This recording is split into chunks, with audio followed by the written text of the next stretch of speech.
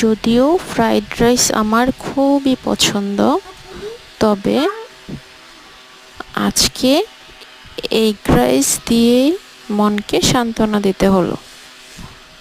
কারণ fried rice বানানোর জন্য অনেক প্রস্তুতির দরকার, কিন্তু আমার খেতে ইচ্ছে হচ্ছিল, আর তাই ঝটপট এগ রাইস বানিয়ে নিলাম, সাথে চিকেন ফ্রাই।